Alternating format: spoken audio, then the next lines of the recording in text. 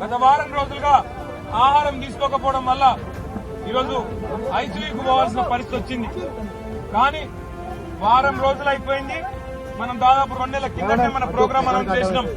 ఈ వారం రోజులలో తెలంగాణ చరిత్రలో, ఈ ఆంధ్రప్రదేశ్ రాష్ట్ర చరిత్రలో ఏనాడు చూడని కొన్ని అపురూపమైన దృశ్యాలను మనందరి కళ్ళలో కలంగట్ట కనబడి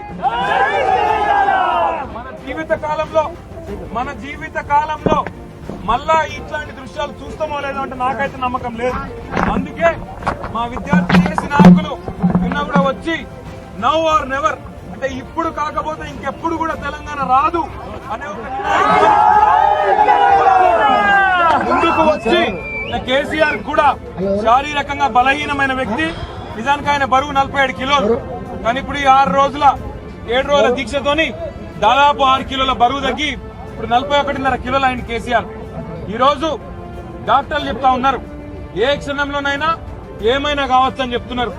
అయినా సరే మొక్కవోని గుండె ధైర్యంతో చిరంజీవి వచ్చినా ఇంకే నాయకుడు వచ్చి పరామర్శించినా ఒక్కటే మాట చెప్తున్నాడు, ఇప్పుడు కాకపోతే ఇంకా రాదు.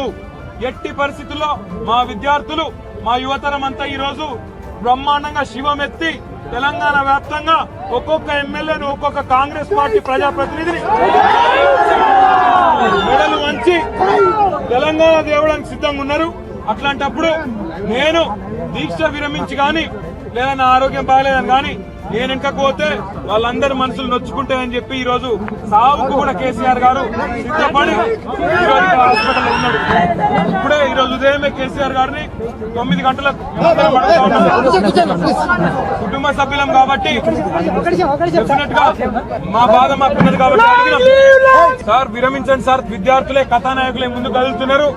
వాళ్ళు అనుకున్నప్పుడు ప్రపంచంలో ఎన్నో ఉద్యమాలు జరిగినాయి. ఏ ఉద్యమంలో అయినా కూడా ఒకసారి విద్యార్థి శక్తి కదం దొక్కినప్పుడు ఏ ఉద్యమంలో అయినా కూడా పెద్ద పెద్ద నియంతలే కొట్టుకపోయినరు. ఈ బోర్డు కాంగ్రెస్ వాళ్ళు ఎంత అని కూడా చెప్పినారు సార్. అయితే కూడా ఎట్టి పరిస్థితుల్లో నేను విరమించాను. ఖచ్చితంగా కేంద్రం దిగి రావాలని ఆయన మొండి పట్టుకొని కూర్చున్నారు. ఈరోజు వచ్చిన అందరి నాయకులకు కూడా ఒకటే మాట చెప్పిండు, ఎట్టి పరిస్థితుల్లో కూడా నిమ్స్ హాస్పిటల్ నుంచి మా జైత్రయాత్ర మొదలు కావాల్సిందే అని చెప్పి జిద్దు మీద కేసీఆర్ అన్నారు. కాబట్టి దయచేసి మీ అందరికీ నేను చేసే విజ్ఞప్తి ఏంటంటే పొద్దున్నే ఆయన ఐసీయూకి తరలించిండ్రు.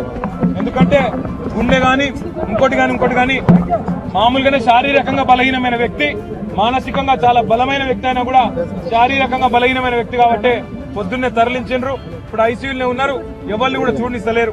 అందులకు మనం పోయేటప్పుడు మనం కూడా ప్రత్యేకమైన డ్రెస్ వేసుకొని పోవాల్సిన పరిస్థితి అందులో పోవాలంటే కూడా.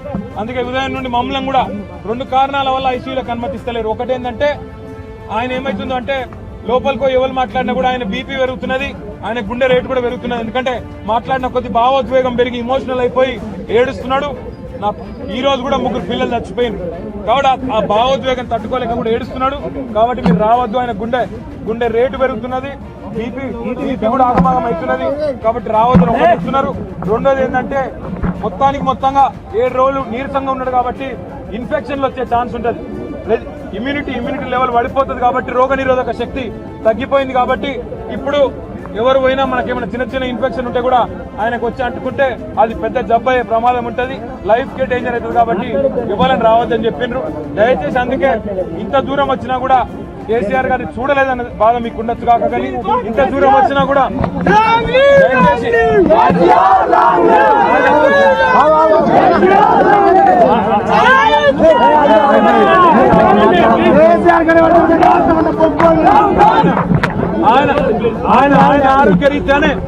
ఆయన ఆరోగ్యరీత్యానే ఆయన మీద ప్రేమతో మీరు వచ్చినా కూడా ఆయన మీద ప్రేమతో అయితే దయచేసి ఆయన చూడడానికి మనకు అవకాశం లేదు, మాకు కూడా అవకాశం లేదు. మా అమ్మ, మా చెల్లె, నేను కూడా అందరం బయటనే కూర్చున్నాం. మేము కూడా లోపలికి పోతలేం. మీ అందరికి నేను చేసే విజ్ఞప్తి ఒకటే, ఈరోజు తెలంగాణ రాష్ట్ర సమితి 48 గంటల తెలంగాణ బంద్కు పంపించింది. రేపటి నుంచి ఎట్టి పరిస్థితుల్లో మనందరం ఒక్కొక్కల 100 మంది తయారు చేసి రేపటి నుంచి 48 గంటల పాటు అంటే రేపు పొద్దున్న నుంచి అవతల పొద్దున దాకా